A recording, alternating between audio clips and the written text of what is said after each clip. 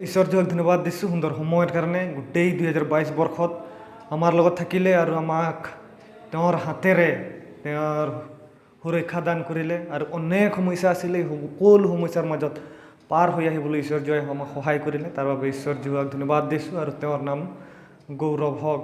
আৰু আপোনালোক সকলোকে আগন্তুক আহি থকা নৱবৰ্ষৰ শুভেচ্ছা জ্ঞাপন কৰিছোঁ।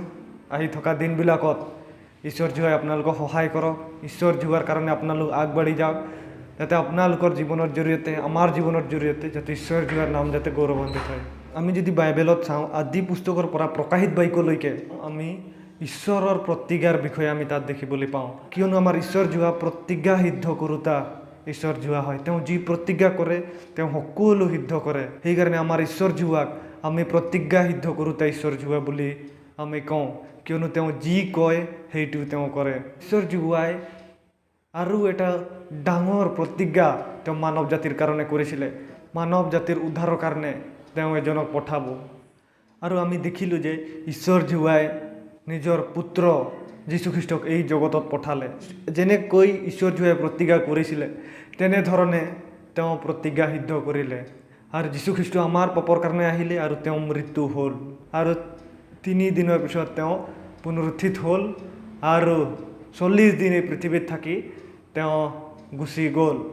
আৰু যীশুখ্ৰীষ্টই প্ৰতিজ্ঞা কৰিছে যে এদিনাখন তেওঁ আহিব, তেওঁৰ বিশ্বাসীসকলক তেওঁৰ লগত লৈ যাবলৈ আহিব আৰু সেই প্ৰতিজ্ঞা 100% সিদ্ধ হ'ব।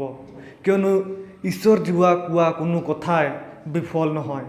তেওঁ কোৱা সকলো কথা তেওঁ সিদ্ধ কৰে, তেওঁ সম্পূৰ্ণ কৰে। সেইকাৰণে আহক আজি আমি ঈশ্বৰৰ সেই প্ৰতিজ্ঞাবিলাক আমি সোঁৱৰণ কৰিম। আমি ঈশ্বৰ যোৱাই কৰা প্ৰতিজ্ঞাবিলাক যাতে আমি পাহৰি নাযাওঁ। এই নতুন বছৰত আমি ঈশ্বৰ যোৱাৰ প্ৰতিজ্ঞাক আমি সোঁৱৰণ কৰোঁ হওক। যেতিয়া যীশুখ্ৰীষ্ট এই জগতত আছিলে তেতিয়া তেওঁ 2টা ঠাইৰ বিষয়ে তেওঁ শিক্ষা দিছিলে আৰু সেইটোৱে হৈছে স্বৰ্গ আৰু নৰক।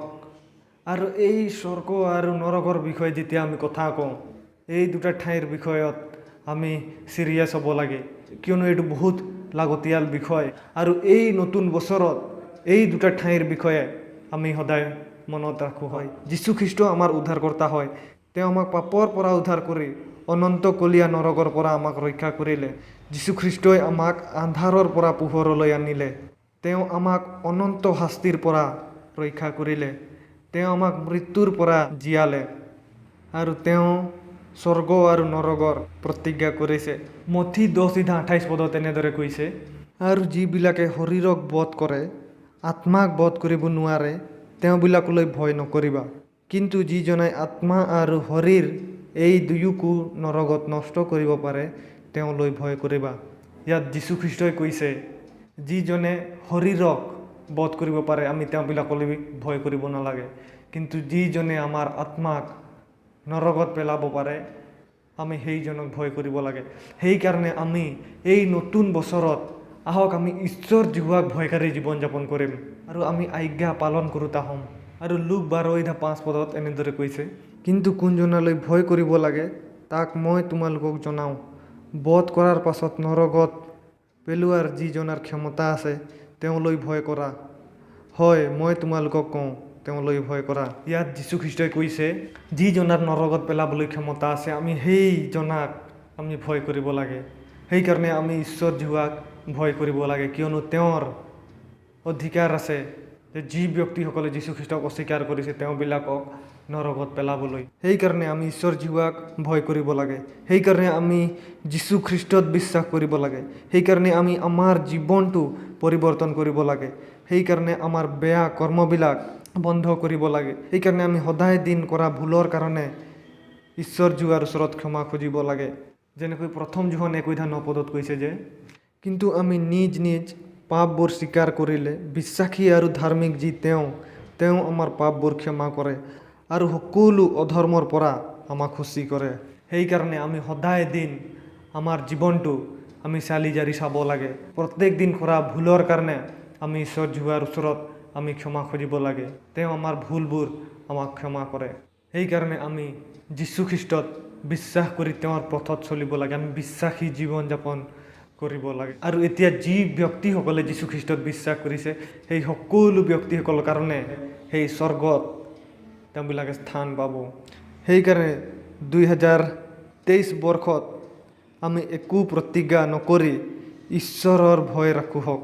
জোহন 5:24-25 পদত তেনেদৰে কৈছে, মই তোমালোকক অতি স্বৰূপৈ কওঁ, যিজনে মোৰ কথা শুনি মোক পঠোৱা জনাত বিশ্বাস কৰে সেইজনৰ অনন্ত জীৱন আছে আৰু তেওঁ সুদ বিচাৰলৈ আহিব নালাগে, কিন্তু মৃত্যুৰ পৰা জীৱনলৈ পাৰ হ'ল। যি ব্যক্তিসকলে যীশুখ্ৰীষ্টত বিশ্বাস কৰিলে সেই সকলো ব্যক্তিসকলে মৃত্যুৰ পৰা অনন্ত জীৱনলৈ পাৰ হৈ গ'ল। তেওঁবিলাকে মৃত্যুৰ পৰা জীৱনলৈ পাৰ হৈ গ'ল। আমি জোহন 3:16 পদত চাওঁ যে কাৰণ ঈশ্বৰে জগতক ইমান প্ৰেম কৰিলে যে তেওঁ নিজৰ একমাত্ৰ পুত্ৰক দান কৰিলে, যাতে যিকোনোৱে তেওঁত বিশ্বাস কৰে তেওঁলোক নষ্ট নহয় কিন্তু অনন্ত জীৱন পাব। যীশুখ্ৰীষ্টত বিশ্বাস কৰা সকলো ব্যক্তিসকলে নষ্ট নহ'ব, কিন্তু সেই সকলো ব্যক্তিসকলে অনন্ত জীৱন পাব। সেইকাৰণে আমি যীশুখ্ৰীষ্টত বিশ্বাস কৰিব লাগে, তেতিয়াহে আমি সেই অনন্ত সুখৰ ঠাইত ভাগি হ'ব পাৰিম।